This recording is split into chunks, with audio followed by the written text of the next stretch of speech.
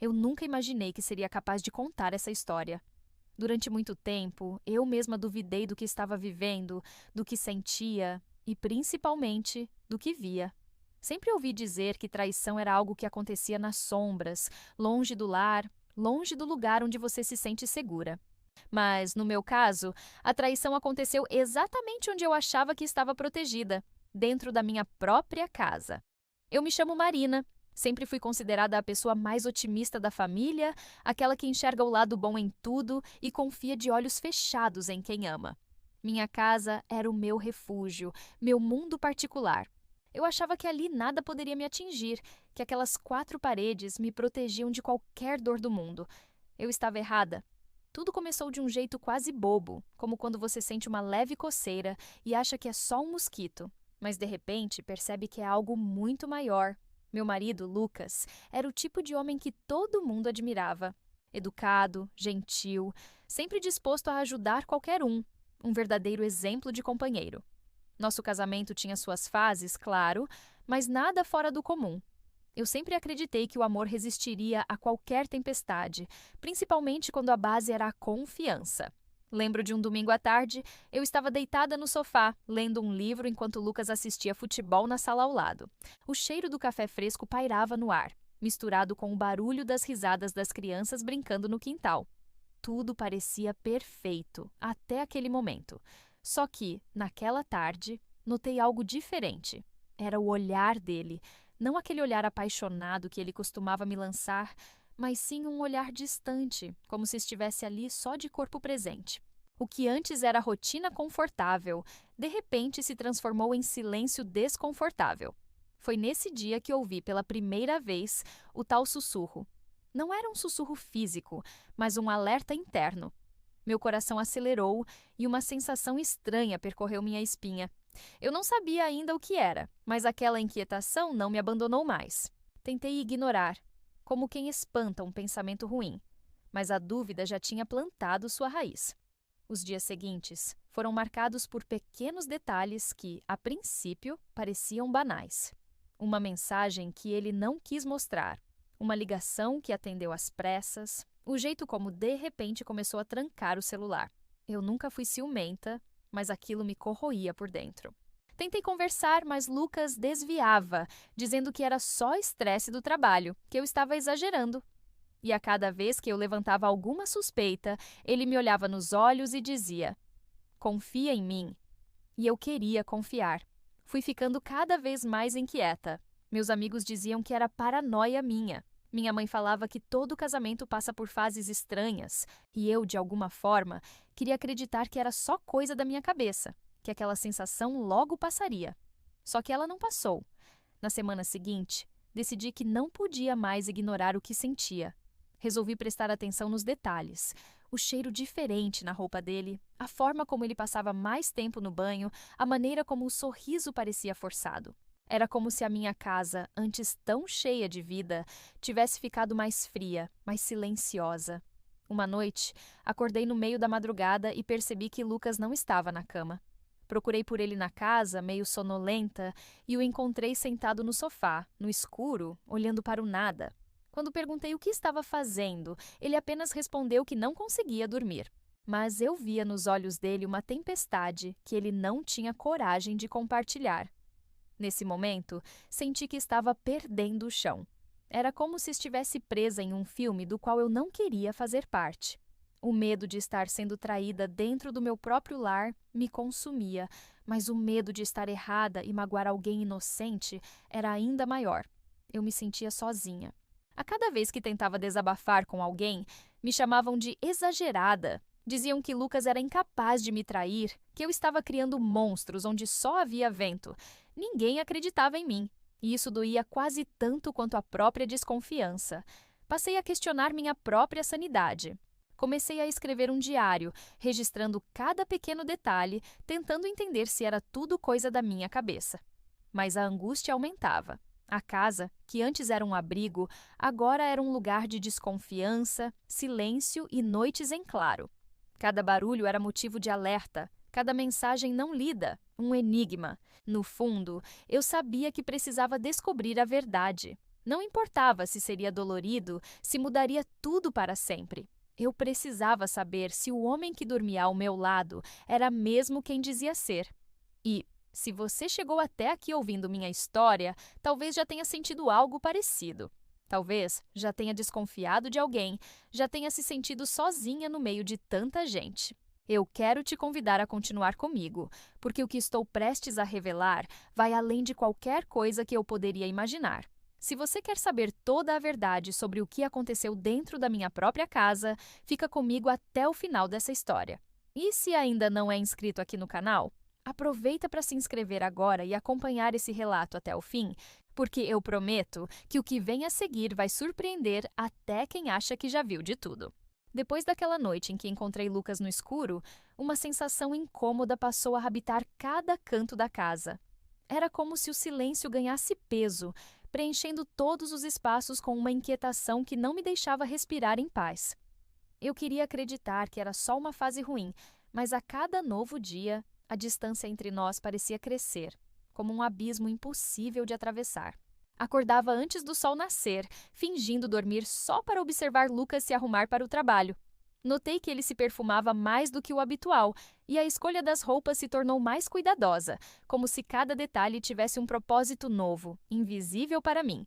Ele sorria menos.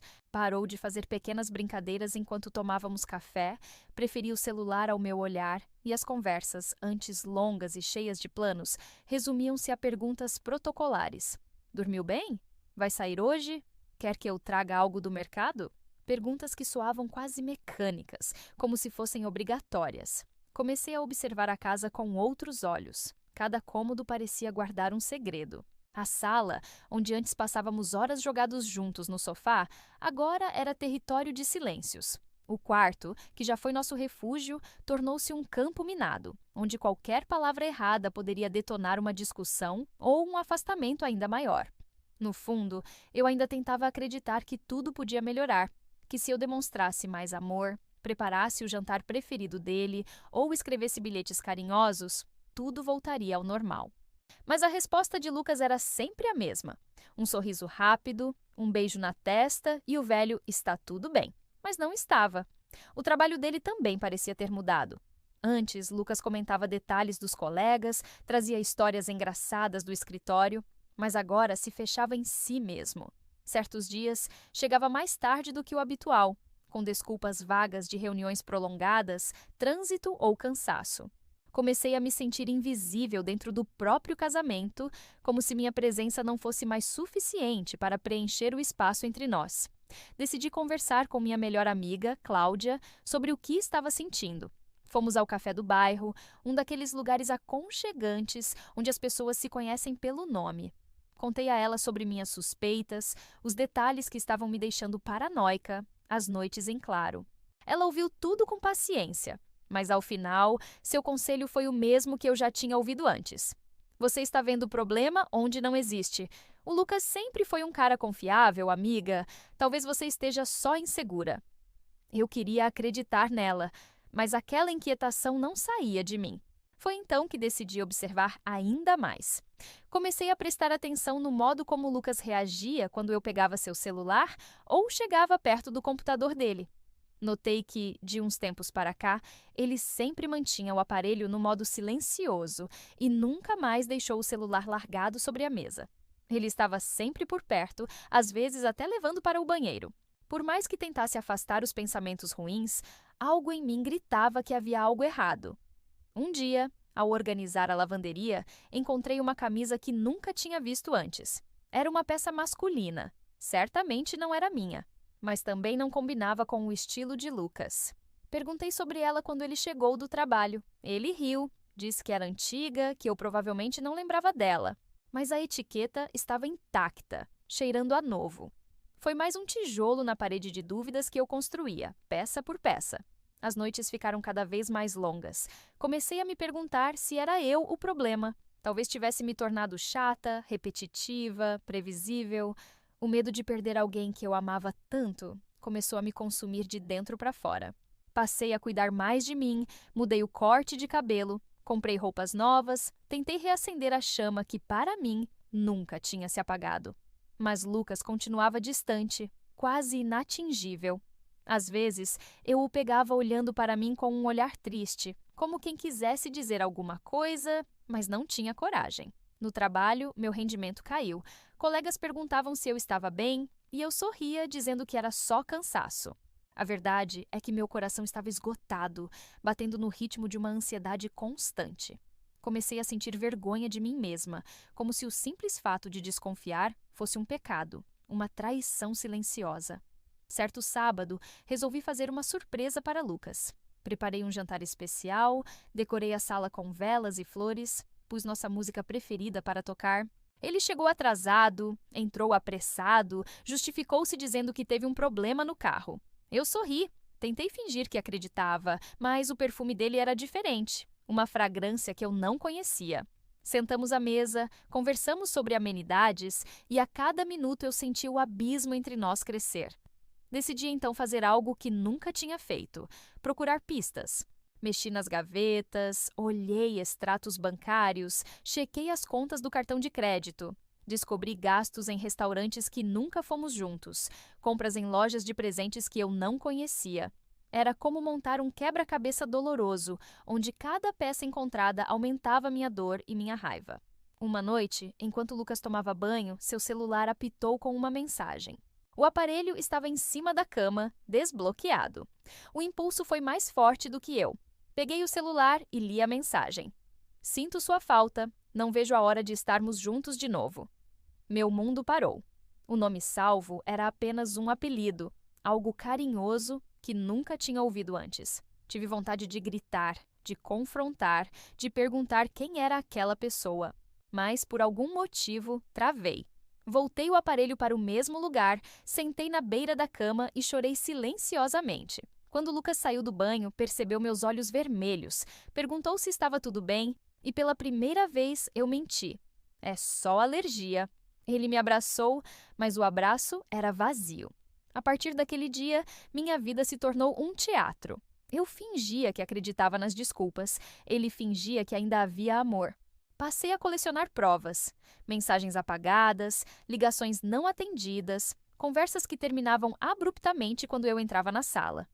O peso do segredo se tornou insuportável, mas o medo de encarar a verdade era ainda maior. Os dias viraram semanas, as semanas viraram meses, e eu me tornei uma sombra de mim mesma. Mas no fundo, sabia que não poderia viver assim para sempre. Precisava de respostas, precisava de coragem. A verdade estava ali, batendo a porta, esperando que eu tivesse forças para abrir. Foi então que decidi que nada, nem ninguém, ia me impedir de descobrir o que realmente estava acontecendo dentro da minha própria casa. Eu sabia que, depois de tudo que tinha visto, já não havia mais como recuar. Cada passo em direção à verdade doía, mas permanecer na dúvida doía ainda mais. Minhas noites eram insones e meu coração parecia viver em guerra. Cheguei num ponto em que até respirar perto de Lucas me fazia sentir culpa, como se toda aquela dor fosse responsabilidade minha por não ter coragem de encarar de vez o que estava acontecendo. Acordei numa manhã de terça-feira e, ao me olhar no espelho, mal reconheci a mulher que via ali. Os olhos fundos, a pele cansada, o sorriso forçado. Eu não podia continuar vivendo daquele jeito. Foi ali, naquela manhã, que prometi para mim mesma que naquele mesmo dia descobriria tudo, custasse o que custasse. Esperei Lucas sair para o trabalho. Assim que ouvi o portão se fechando, fui direto para o escritório dele. Abri gavetas, revirei papéis antigos, olhei todos os bolsos dos casacos que estavam pendurados atrás da porta. Meu coração disparava, como se a qualquer momento ele fosse entrar e me pegar no flagra. Depois de quase desistir, notei um pequeno envelope azul, daqueles de presente, escondido atrás dos livros da estante. Minhas mãos tremiam ao abrir. Lá dentro, encontrei 2 ingressos para um show datados para a sexta-feira anterior, noite em que Lucas alegou estar preso no trabalho por causa de uma reunião importante. Não havia nada em nosso calendário, nenhum compromisso que justificasse aqueles ingressos. Uma sensação de tontura tomou conta de mim. Ele tinha ido ao show com alguém, só não sabia com quem. Ainda assim, eu precisava de mais. Precisava encerrar, de uma vez por todas, essa história na minha cabeça. Resolvi então procurar uma amiga em comum. Mariana, colega de Lucas desde a faculdade. Liguei, inventei um pretexto qualquer, até que, num tom casual, perguntei como tinha sido o show que ela e o grupo haviam comentado numa rede social. Mariana hesitou, respondeu que nem ela, nem o grupo foram ao show naquela sexta. Ali, uma ficha caiu. Lucas tinha mesmo um segredo. Foi como se tudo ficasse mais claro. As mensagens, o cheiro diferente, a distância, os pequenos sinais. Senti uma mistura de raiva e medo, mas, acima de tudo, um impulso de autopreservação. Decidi seguir Lucas naquela sexta-feira. Na hora do almoço, liguei para o trabalho dizendo que precisava de um dia para resolver questões pessoais. Passei a tarde pensando em como faria aquilo sem ser percebida. Vesti uma roupa simples, prendi o cabelo e coloquei um óculos escuro, torcendo para não ser reconhecida caso alguém da vizinhança me visse na rua. Meu coração batia forte no peito, sentia as mãos geladas, mas uma estranha coragem tomava conta de mim. Eu precisava terminar com aquela angústia. Esperei Lucas chegar do trabalho. Ele entrou em casa, tomou banho rapidamente, escolheu a melhor camisa, aquela que usava só em ocasiões especiais, e saiu dizendo que ia encontrar colegas para resolver um projeto importante. "Não me espera acordada", ele falou. "Pode ser que eu volte tarde." Sorri de volta, escondendo o furacão dentro de mim. Dei tempo suficiente para ele se afastar, peguei o carro e segui na direção que ele tinha ido. Acompanhar alguém que você ama e desconfia é uma dor impossível de descrever. Cada esquina, cada farol, minha vontade era frear, voltar para casa, fingir que nada estava acontecendo. Mas alguma força maior me guiava, aquela mesma intuição que me alertou lá atrás. Depois de alguns minutos, vi Lucas estacionar em frente a um restaurante pequeno, aconchegante, daqueles que costumávamos frequentar quando ainda fazíamos questão de celebrar datas especiais. Senti as mãos suarem, o coração ameaçando sair pela boca. Observei de longe enquanto ele descia do carro, e poucos minutos depois, uma mulher apareceu. Ela era bonita, bem vestida, parecia sorrir de um jeito íntimo ao cumprimentá-lo. Eles entraram juntos no restaurante, rindo como dois adolescentes apaixonados. Aquela imagem me atingiu como uma lâmina. Fiquei ali, parada, assistindo de longe, sem saber se chorava, gritava ou simplesmente desistia de tudo. Durante quase uma hora, fiquei dentro do carro, debatendo entre sair correndo dali ou confrontar os dois de uma vez. No fundo, eu sabia que precisava encarar. Não só por mim, mas por tudo que vivi até ali, por todos os anos em que entreguei meu coração de olhos fechados. Esperei até que saíssem do restaurante. Caminhei em direção a eles, sem planejar exatamente o que diria. Quando me viram, Lucas congelou. A expressão de pânico nos olhos dele foi indescritível. A mulher ao lado arregalou os olhos, sem entender o que estava acontecendo. Parei diante dos dois, tentando respirar fundo para não desmoronar ali mesmo. Meu corpo inteiro tremia, mas minha voz saiu firme. Então era isso? Todo esse tempo, toda essa distância. Era por isso? Lucas ficou mudo, olhou para mim, depois para ela, sem saber o que fazer. A mulher, constrangida, tentou se afastar, mas eu a impedi com um gesto gentil. Minha briga era com ele. "Eu só quero ouvir a verdade, Lucas. Nada mais." Houve um silêncio pesado, daqueles que parecem durar uma eternidade. Finalmente, ele baixou a cabeça e murmurou: "Me desculpa, Marina. Eu não queria te machucar. Eu estava perdido." As palavras cortaram como faca. Por um segundo, senti pena, raiva e alívio ao mesmo tempo. Ali, na calçada, tive a certeza de que minha intuição nunca me traiu. Por mais que todos ao meu redor dissessem que eu estava errada, que Lucas jamais faria isso, ali estava a verdade, nua e crua, diante de mim. O constrangimento da cena atraiu olhares. Alguns conhecidos da vizinhança passaram, fingindo não ver. Senti vergonha, mas também uma estranha força crescendo dentro de mim. Eu tinha sido silenciada, desacreditada, mas agora era dona da minha própria história. Respirei fundo, tentei não desabar ali mesmo e disse: "Sabe o que dói mais, Lucas? Não foi só a traição. Foi ter sido desacreditada, foi duvidar de mim mesma, foi o silêncio da nossa casa, a frieza das suas respostas, o vazio no seu abraço. Você roubou a minha paz. E nada que você diga agora vai apagar isso." Ele tentou se explicar, balbuciou desculpas, mas eu não conseguia mais ouvir. Era como se naquele momento algo tivesse se quebrado para sempre dentro de mim. A mulher, envergonhada, pediu desculpas. Disse que não sabia que eu existia. Mais uma punhalada. Eu quis chorar, quis gritar, mas apenas respirei fundo e disse: eu mereço mais. Mereço respeito, mereço verdade, mereço amor. E não vou mais abrir mão disso por ninguém. Dei as costas, sentindo um peso sair dos meus ombros. Caminhei até o carro sem olhar para trás, sentindo que pela primeira vez em muito tempo eu estava tomando as rédeas da minha vida de volta. Ao chegar em casa, o silêncio me pareceu menos ameaçador. Sentei na sala, abracei minhas próprias pernas e chorei tudo o que não chorei durante aqueles meses. Chorei pela mulher que duvidou de si mesma, pela esposa desacreditada, pela amiga que ninguém escutou. Mas, principalmente, chorei por finalmente ter tido coragem de encarar a verdade, por mais dolorida que fosse. Naquela noite, deitei na cama sozinha, mas com a consciência limpa. Eu sabia que o pior havia passado. E dali em diante, mesmo sem saber como seria o amanhã, tinha a certeza de que nunca mais me calaria diante do que sentia.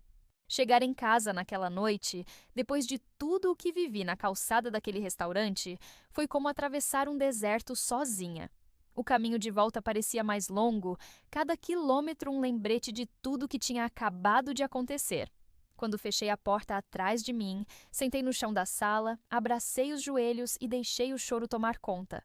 Eu não chorava só pelo Lucas ou pela traição. Eu chorava por todas as vezes em que me calei, por cada noite mal dormida, por cada dúvida sufocada. Chorava por ter me deixado desacreditar do meu próprio valor, por ter esperado que alguém me desse aquilo que eu já tinha dentro de mim e não via. Naquele silêncio pesado, entre soluços, me dei conta de que estava sozinha de verdade pela primeira vez em muitos anos. Era assustador. O relógio parecia não passar. As luzes da rua atravessavam as cortinas, desenhando sombras nas paredes. Pensei em ligar para alguém, em buscar conforto, mas não consegui. Senti que precisava encarar aquela dor, olhar nos olhos do vazio e entender quem era eu agora, sem Lucas, sem as certezas que sempre guiaram minha vida. Os dias seguintes foram como andar em um campo minado. Acordava cedo, tentava ocupar minha mente com pequenas tarefas. Lavar a louça, arrumar a cama, preparar o café. Cada objeto da casa parecia carregar a memória de um tempo que não existia mais. No início, tudo me fazia lembrar dele. O cheiro do café, a toalha pendurada no banheiro, a foto emoldurada na estante. Mas, aos poucos, comecei a perceber outra coisa. Também havia muito de mim ali. Nos livros que escolhi, na cor das almofadas, nos quadros na parede. A casa era minha, e era hora de me reencontrar dentro dela. Não foi fácil. Tive vontade de desistir, de ligar para Lucas e pedir que voltasse, só para não sentir aquele vazio. Mas cada vez que a saudade ameaçava me vencer, eu lembrava da cena do restaurante, da sensação de ser invisível, desacreditada. Me prometi que não ia mais abrir mão de mim por medo de ficar só. Procurei a Cláudia, minha amiga, e contei tudo. Ela me ouviu em silêncio, segurou minha mão, chorou comigo. Pela primeira vez, senti que alguém me via de verdade, sem julgamentos, sem tentar diminuir minha dor. Passei horas desabafando, revivendo cada detalhe. Ouvir minha própria história em voz alta me ajudou a enxergar o quanto eu tinha me perdido, tentando salvar um relacionamento que já não existia. Busquei ajuda, procurei uma terapeuta, comecei a escrever no diário todos os dias, mesmo quando tudo o que saía era dor. Li sobre autoestima, sobre reconstrução, sobre recomeços. Descobri aos poucos que o processo de cura não é linear. Tem dias em que a dor volta, que a saudade aperta, que a raiva explode. Mas também tem dias em que a gente ri de novo, sente orgulho de si mesma, sonha com o futuro. No trabalho, precisei explicar o motivo da minha ausência. Não contei detalhes, só disse que estava vivendo um momento difícil. Recebi apoio de colegas, abraços sinceros, olhares de compreensão. Percebi o quanto eu tinha me isolado, fechando portas para não expor minhas dores, como se admitir fraqueza fosse motivo de vergonha. Aprendi na marra que pedir ajuda é um ato de coragem. Uma tarde, arrumando a casa, encontrei uma carta antiga do Lucas, escrita no início do nosso namoro. Li e chorei, mas não com aquela dor desesperada dos primeiros dias. Chorei de saudade do que vivemos, mas também de gratidão pelo que aprendi. Percebi que, mesmo nas histórias que terminam, há beleza e aprendizado. Comecei a fazer pequenas coisas por mim. Voltei a caminhar no parque, a ouvir as músicas que gostava, a cozinhar só para mim. Aceitei convites de amigas, saí para dançar, ri como há muito tempo não fazia. Aos poucos, o peso no peito foi dando lugar a uma leveza nova. Ainda havia dor, claro, mas também esperança. Lucas tentou me procurar. Mandou mensagens, tentou explicar, pedir perdão. No começo, senti vontade de ouvir, de dar uma segunda chance, mas entendi que perdoar não era o mesmo que esquecer. Fui firme, expliquei que precisava desse tempo, desse espaço. Não queria mais ser espectadora da minha própria vida. Queria ser protagonista. Aos poucos, minha família também entendeu o que eu tinha passado. Minha mãe pediu desculpas por ter duvidado de mim, por ter dito que era tudo exagero. Meu pai, que sempre foi mais fechado, me abraçou como nunca. Senti que, finalmente, tinha reconstruído pontes, não só com eles, mas comigo mesma. O tempo foi passando e percebi que a casa, antes tão cheia de lembranças doloridas, agora começava a guardar novas histórias. Comprei uma planta para a sala, troquei a cortina do quarto, doei algumas coisas que já não faziam sentido ali. Cada mudança era um passo em direção a uma vida mais leve, mais minha. Encontrei consolo em histórias de outras mulheres que também passaram por traição, solidão, reconstrução. Li relatos na internet, participei de grupos de apoio e percebi que não era a única. Tantas de nós fomos desacreditadas, silenciadas, invisíveis. E tantas de nós conseguimos aos poucos nos reinventar, descobrir força onde achávamos que só havia dor. Uma noite, sozinha na varanda, olhando para o céu, percebi que, apesar de tudo, eu estava viva. Respirei fundo e agradeci. Não pelo sofrimento, mas pela coragem de ter enfrentado a verdade, de não ter fugido de mim mesma, de ter escolhido, acima de tudo, continuar. Ainda não sei o que o futuro reserva. Talvez um novo amor, talvez novas dores, talvez só a minha própria companhia por um tempo. Mas hoje, diferente de antes, eu sei que posso confiar em mim. Sei que meu instinto não me traiu, que minha dor é válida, que minhas escolhas importam. Aprendi, entre lágrimas e sorrisos, que recomeçar é um direito, não uma obrigação. E, acima de tudo, aprendi que mereço ser feliz, sozinha, acompanhada como for. A traição de Lucas deixou marcas. Algumas cicatrizaram, outras talvez fiquem para sempre. Mas, olhando para trás, não sinto mais raiva. Sinto orgulho da mulher que me tornei, da força que descobri em mim, da história que tive coragem de escrever com minhas próprias mãos. Hoje, quando caminho pela casa, já não vejo mais fantasmas. Vejo possibilidades, vejo esperança. E, acima de tudo, vejo a mim mesma, inteira, de pé, pronta para viver tudo aquilo que o mundo ainda me reserva. Quando olho para trás, para tudo o que vivi, percebo o quanto uma história de dor pode, com o tempo, se transformar em um grande aprendizado. Durante meses, achei que nunca conseguiria me libertar da sensação de fracasso, de vergonha, de solidão. Era como se a minha vida tivesse sido roubada de mim, como se tudo o que eu havia construído tivesse desmoronado de uma hora para outra. Mas, com o passar dos dias, entendi que, na verdade, eu estava ganhando algo muito mais importante do que perdi. Eu estava ganhando a mim mesma. Aprendi que confiar no meu instinto não é sinal de fraqueza, e sim de força. Quantas vezes deixamos de ouvir a nossa intuição por medo de parecer loucas, ciumentas, inseguras?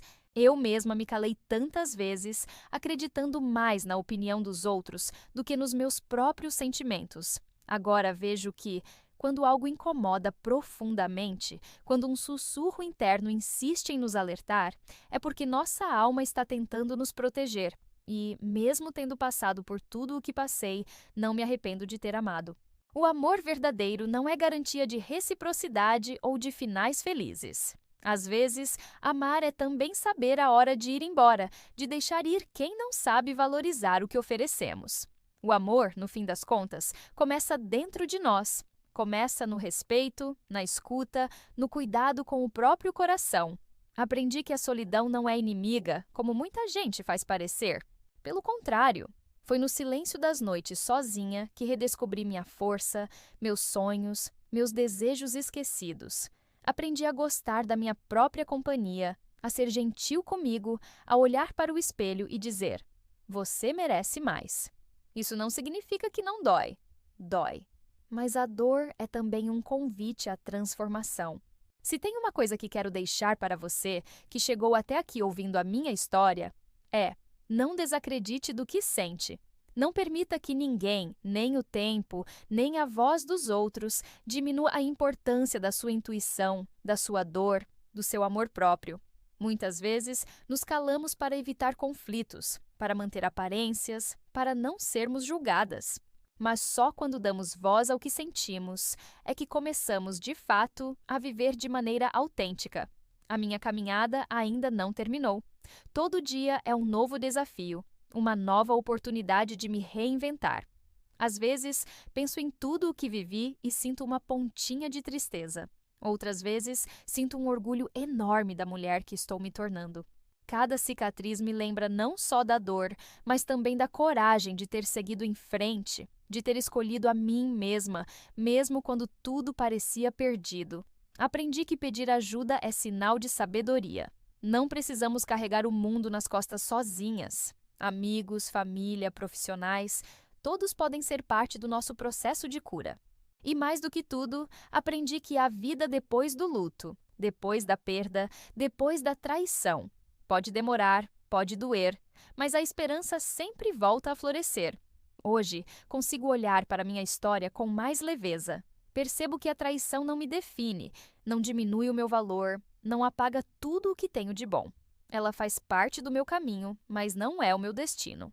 Escolho, todos os dias, não ser prisioneira do que aconteceu, mas sim autora do que ainda está por vir. E você? Já passou por algo parecido? Já sentiu sua voz ser desacreditada? Sua intuição ser desvalorizada? Já precisou se reconstruir depois de uma grande decepção? Quero muito saber sua história. Compartilhe aqui nos comentários. Seu relato pode ajudar outras pessoas a se sentirem menos sozinhas, a encontrarem força onde menos esperam. Se essa história tocou seu coração de alguma forma, te peço que se inscreva aqui no canal. Sempre trago relatos sinceros, histórias de superação, aprendizados e dicas para quem também está em busca de um recomeço. Deixe seu like se achou essa história importante, compartilhe com alguém que precise ouvir e ative o sininho para não perder os próximos vídeos. Lembre-se, você nunca está sozinho. Sua dor importa, sua história importa. A vida pode mudar num piscar de olhos, mas sempre existe a possibilidade de recomeçar. E às vezes, o primeiro passo é simplesmente ouvir e acreditar em si mesmo. Obrigada por me ouvir até aqui. Nos vemos no próximo vídeo.